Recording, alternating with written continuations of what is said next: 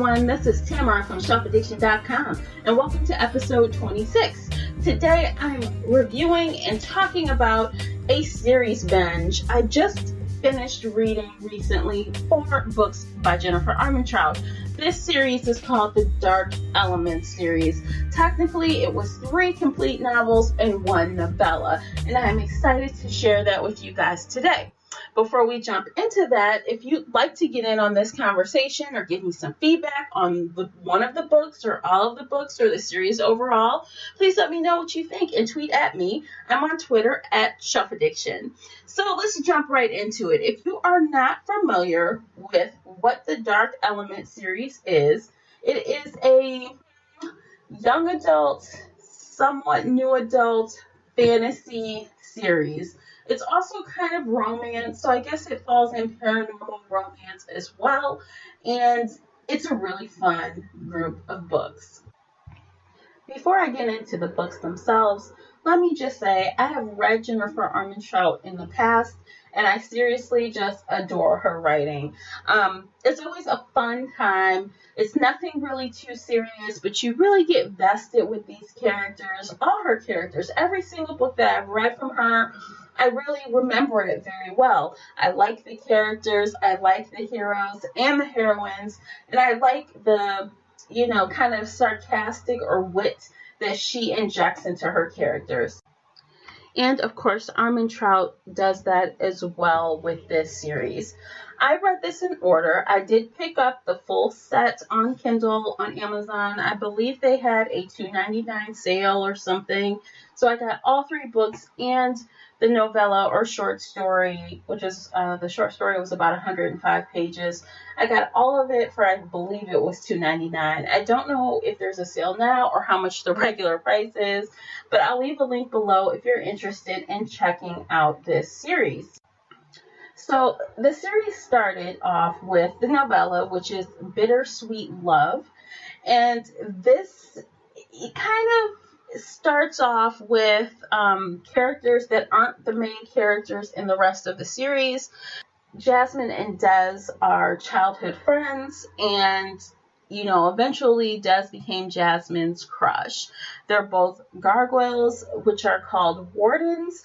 And, on a side note, that is also one thing that I loved about this series is that it wasn't typical vampires and werewolves. It's just all about demons and angels and gargoyles, which is very different, right? So anyway, so they're gargoyles, and I guess, the women are very rare amongst gargoyles because the demons are always trying to kill them. So at some point, they're growing up, and everyone just assumed that Des and Jasmine, aka Jazz, as they like to call her for short in the book, they were kind of destined to be married or together, and at some point he just kind of took off and disappeared without a trace. And of course, when he reappears 3 years later, and of course he's sexier and Jazz is more attracted to him, but yet she's very pissed off, to say that in the nicest way possible. She doesn't trust him. She doesn't know where he's been. She feels that he was gone because he didn't want to be with her, all of that. Now, I'm not going to, get all the way into it, but this is a really great introduction to the world. I got a really good, clear idea of what the threat is, who the threat is, and why the gargoyles are so protective of the women in their clans. And they do kind of congregate like, I guess, a werewolf pack would. They live in clans all over the country, all over the world. And their focus is to kill demons, kick butt, take names, and report to the angels. We get introduced to the main characters through Jazz and Des. At some point, they go to another group's, home, and there is where she meets Layla and Zane, and that is our door into the rest of the series. So, of course, in the end, it's a happily ever after. It was really cute. It was really fun and easy and quick. I was instantly hooked about this world, and I wanted to read more. So after about 50 pages into Bittersweet Love, I was really hooked and I was pulled into this world and I knew I would just keep on reading. So let me give you my rating for Bittersweet Love. It is 1 out of 5, no halves, as I always do. And since it's a book, I rate in bookmarks. So I would give Bittersweet Love 4 out of 5 bookmarks. It was very good. It was near perfect. It set the stage really well, and it left me wanting to read more. Next up in the series is book 1, which is White Hot Kiss. This story was just really, really good.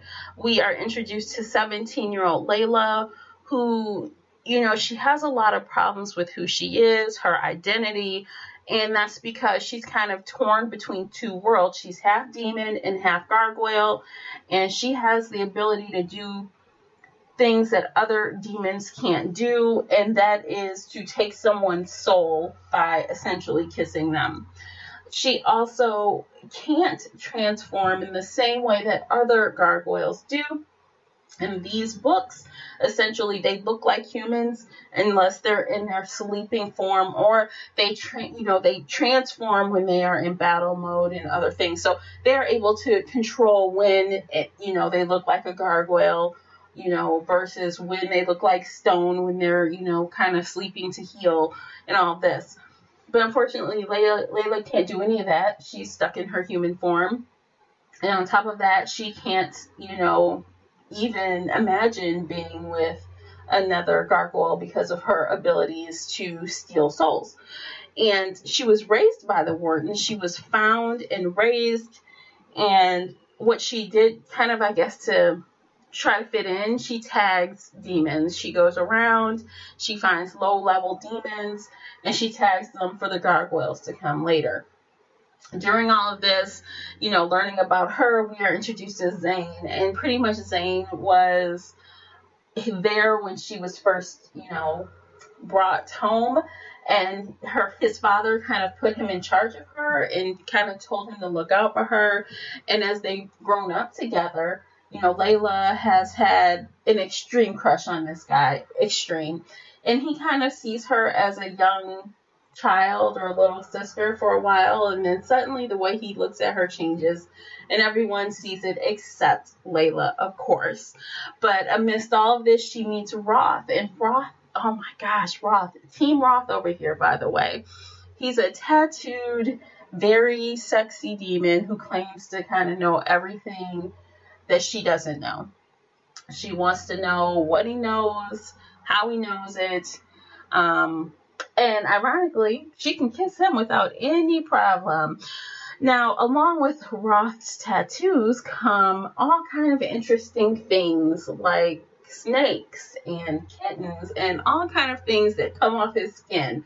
And those are basically familiars. It's very interesting. It's really cute. And I gotta say, I really love, even though it's like that typical young adult, love triangle, it's kind of different, different in the way that Layla, likes Zane. Layla is attracted to Roth. And then suddenly it seems like Zane likes Layla when she's all into Roth. You know how it goes. The minute you stop really thinking about someone and focusing on someone else, suddenly the first person wants you, right? Layla is essentially keeping Roth a secret from everyone. If her clan, the other gargoyles, knew she was hanging out with a demon, they would surely kick her out. And that, created a whole nother level of tension and drama in the whole nine. And yes, we did get a pretty good cliffhanger here. I really liked it. This book, though, I felt that I was turning those pages so fast. It was almost 400 pages, but it didn't seem like it. It really didn't.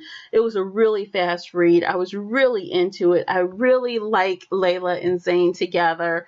And the whole time, I instantly got on team, did I say Zane? No, I really like Layla and Roth together. Oh my God. I did not mean to misspeak because I liked Roth instantly. He is that typical bad boy. The one that you're not supposed to be with, but he's like too attractive not to even not deal with, you know what I mean? So that is him. And them together is very cute. So I really liked everything that was going on. You know, Layla starts to learn about her heritage, and she starts to learn that she's able to possibly control some things, possibly. And so as Layla starts to learn more about herself, she becomes more sure of herself, sure of what she's able to do, why she's doing it, and how she's doing things with a purpose. She is a very strong character, and I like that. But you know what? She is a little young. She is 17 after all. So sometimes when she's doing crazy things or saying things that don't really make sense, you just have to charge that to her being 17 years old. And that's the thing about young adult. It's like sometimes if you're in this adult mode and you're like, why would you do that? That's the stupidest thing I ever heard. It's like you have to push pause, stop, back up. Remember, she's 17, you know? So things happen at 17 years old that don't happen when you're, 27 years old. So as long as you just keep that in mind, I think you'll enjoy it a lot more. Also, what I really liked about all of the books, and it started with this first one, White Hot Kiss, is that they're all about the same age. Zane is a couple years older. Roth is, I think he's like 17 or 18, and of course Layla is 17. So what's interesting is how they explain that, a demon who is immortal is 17 years old, really 17 years old. And I like how that was explained. And that's the fun thing about fantasy. You can really make anything happen. It's your world, right? And speaking of world, the world building was pretty good as well. Actually, it's better than pretty good. I mean, I really bought it hook, line, and sinker, and I really just enjoyed everything about it. I believed the worlds, I believed the characters, and she sold me. So I know you want to know what I rated White Hot Kiss. I rated that 5 bookmarks out of 5. I just really, really thoroughly enjoyed it. And at that point, I was very excited that I decided to read the series. It's time for the blog rundown. Find out what's new on shelfaddiction.com. All right, guys, the blog rundown. As always, please go to shelfaddiction.com and leave me a voicemail. I would love to get your feedback on the genre of the month. This month, we are going to gear up for Halloween. So we are going to do horror or Halloween themed. So if you have a recommendation, leave me a 60-second or less clip. Include your name, your state or country. Include the book recommendation along with the author name and a one-liner on why you recommend it. And yeah, leave me feedback as well. If you have something that you'd like to share, please feel free to leave me that message there as well. Moving on to book 2. And that is Stone Cold Touch. Now, you know what? These titles do have a lot to do with kind of who Layla is focusing on a little bit. And the reason why I say that is like White Hot Kiss, okay? That's really all about Roth. It's Roth's world in that book. She can kiss him and she can be with him in a way that she could never be with Zane. And Stone Cold Touch, it's more about, I guess, her realizing that she can possibly be with Zane after all. And, at the end of White Hot Kiss, something happens and Layla feels like she's alone, right? So she turns to Zane and they start to change their relationship. And she realizes that she has the ability to keep things in check, and maybe they can have a relationship after all. So, of course, we know where that leads, right? Zane is all into her, and Layla's all into him, until something else surprising happens. Surprise, surprise. This is fantasy, right? So is anyone ever gone? Are they? I think not. And when said person returns, of course, she spends most of the book trying to, I think, make herself believe that she hates him. So she's trying to force, a round peg into a square hole. and it's just not working. She's trying to force that relationship with Zane, and clearly it's something else, right? So I'm not going to tell you all of what happened, but the romance level on this was pretty hot, I gotta say. It was pretty high for a young adult book, but like a lot of the times the young adult books are a lot more steamy than you would think. But I do feel like the plot was very cohesive. It picked up, at the end of the last book. We knew what was going on. We understood why the Wardens were doing things. We understood why the demons were doing things. And the whole time, Layla was growing as a character. She's learning more and more. And she's becoming a little more mature. Despite her, conflicting feelings towards Zane and Roth.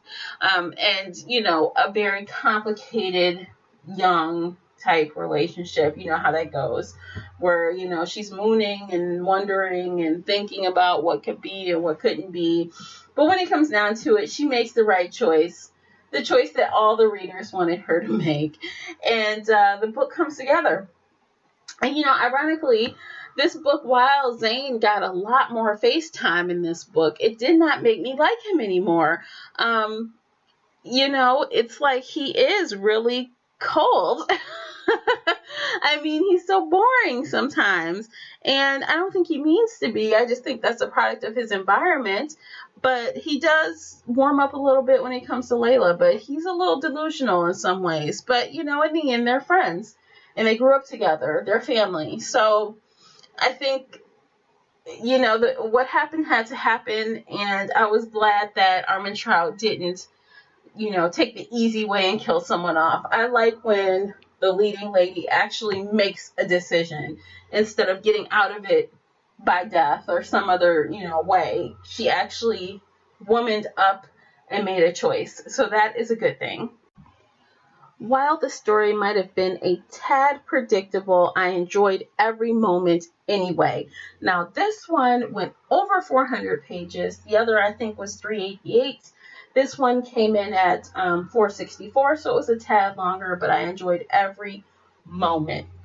The plot was cohesive and forward-moving, and I just had a really great time with it. I rated Stone Cold Touch 5 out of 5 bookmarks. So the last installment is Every Last Breath, and this picks up essentially where the last book leaves. So what I like about this is that there's not really a huge amount of time between each book, and the end of this is all about, I guess, choices and consequences, right? Layla has, kind of grown up even more. She's more mature, and now she has to figure out how the deadliest of demons is walking the earth, and it's taking the form of her friends, it's taking the form of her enemies, and it's able to transform into whatever he wants to look like. In this final installment, it's all about Layla taking the lead and bringing back down the big bad. And it's forcing the Wardens and the demons to work together in a way they never have, just to take down, the ultimate evil. Not only that, but they don't want the angels stepping in and ruining their lives. And that's especially what would happen if they don't get this particular type of demon under control. And by under control, I mean gone. Layla has some more loss in this book, and her friends are dealing with loss, and there's death everywhere. So, it's a lot of things going on. But again, though, the plot is still tight, and we know what's going on, and there's no confusion, and the story is forward moving. So it really makes for an easy, quick read. There's not as much, of the underlining romance going on. They're really just about taking care of business at this point. The decision's been made. It's time to focus on, surviving and making it out. So like I said, there was essentially not that much, relationship angsty stuff, but still the plot was exciting. There was no slowed moments or downtime, and no page was wasted.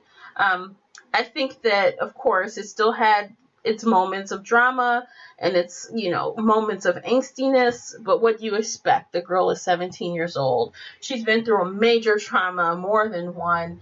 And, you know, most people would want to curl up in a ball and hide after all the stuff she's experienced, but she makes it through. And I like that about her character, and I like that her friends stand by her regardless of if they're getting what they want or not. I still feel Team Roth over here, seriously. Like, there is nothing that can make me change that team. I would never switch sides to the Zane side.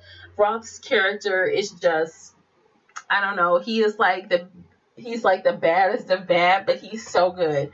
Like, he really has a heart of gold despite him being a bad boy. And that is something really unique about that type of character. Now, as far as world development goes, I don't think that the world development was as strong as it was in previous books. Maybe that was because I was accustomed to the world and I knew what was going on, so there really wasn't any further depth. You know, there wasn't any really too much new to uncover or discover. So I do wish that one thing could have been a little bit stronger. And really at that point, I was going to read it regardless because I wanted to know how it ended. I wanted to know, you know, that they were able to defeat the big bad and, you know, go hand in hand off into the sunset happily ever after. And essentially we got that. I mean, as happily ever after as you could be, you know, in that situation. Zane's got some healing to do. Layla's got some healing to do, and Roth will be there to help her out with it. So, I mean, it was a really good ending. I really liked it. It wasn't perfect by any means, but, you know, at that point, you're vested. You know, you're in it to win it, and you're going to enjoy the ride. I mean, if you enjoyed the first three, you know, Bittersweet Love and White Hot Kiss and Stone Cold Touch, then Every Last Breath will be, you know, on par, and you will enjoy it just as much. It was a very strong ending to the series, and I just really, really enjoyed it. I rated Every Last Breath 4 out of 5 bookmarks. Like I said, it wasn't perfect. It, you know, had its moments, but, you know, it was really good. The Dark Elements series overall would get a total rating of 4 out of 5 bookmarks. The reason why I went with a 4 instead of a 5 is because when it all came down to it, I had 2 5s and 2 4 ratings, and I always tend to round down. So instead of meeting in the middle and rounding up, I met in the middle and rounded down, which left me at a 4 out of 5 rating, which is still very, very good.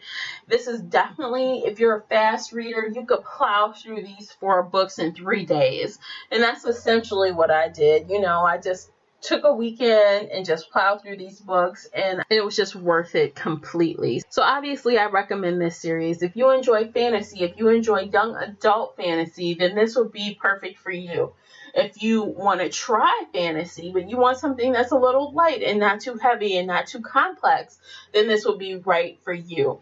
If you'd like to try out young adult and you haven't read a young adult's fantasy title, this would also be a great choice for you as well. So definitely give it a try. If you've read this series, please let me know what you thought about it. If you've read the first or second book but didn't get to the third, let me know why you didn't finish the series. What didn't you like? I would love to hear your point of view.